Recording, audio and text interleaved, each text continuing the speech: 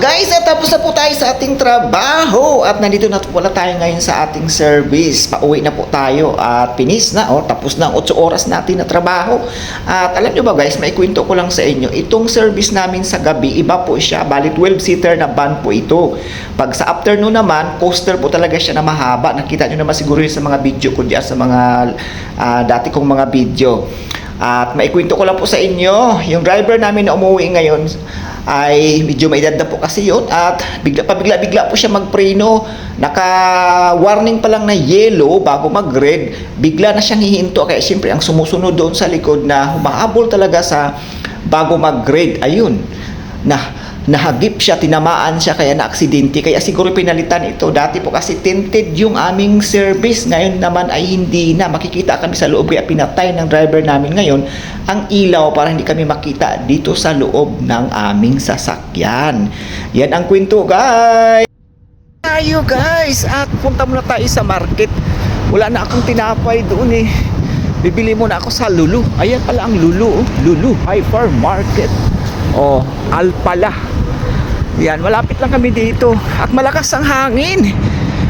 Parang may bagyo. Paiba-iba talaga yung klima rito sa amin. Malakas ang hangin na hindi naman gaano malamig, normal lang.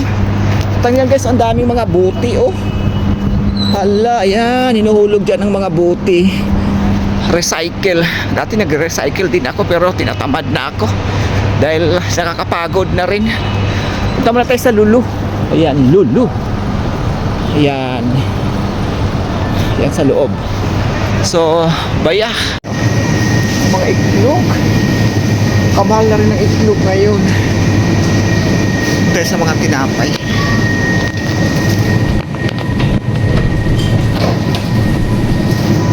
Ayan, si kabayan. Tayo ng tinapay. Ito masarap nito kaya lang mahal na rin. Talaga na siya ng palang. Ito na lang. So okay na lang ito. Wala sila kasing tinapay dito na hinahanap ko, yung kubos na masarap. Wala sila rito.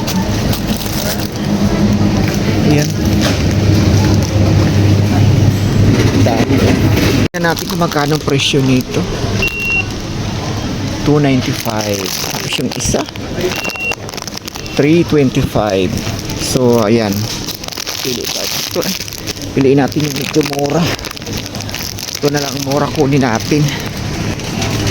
So kumuha tayo ng ang dami kunin tayo ng zucchini. Ayan, zucchini, halo ko lang kasi ilang piraso lang, parang luma naman. Piliin lang natin yung halo lang natin sa gulay. Magulay-gulay ako. Tsaka ito yan. Ito ng kalabasa, piliin lang natin yung maliit, panghalo lang natin doon sa gulay. Magulay-gulay ako. Ito na yung napili natin, zucchini, tsaka itong cabbage.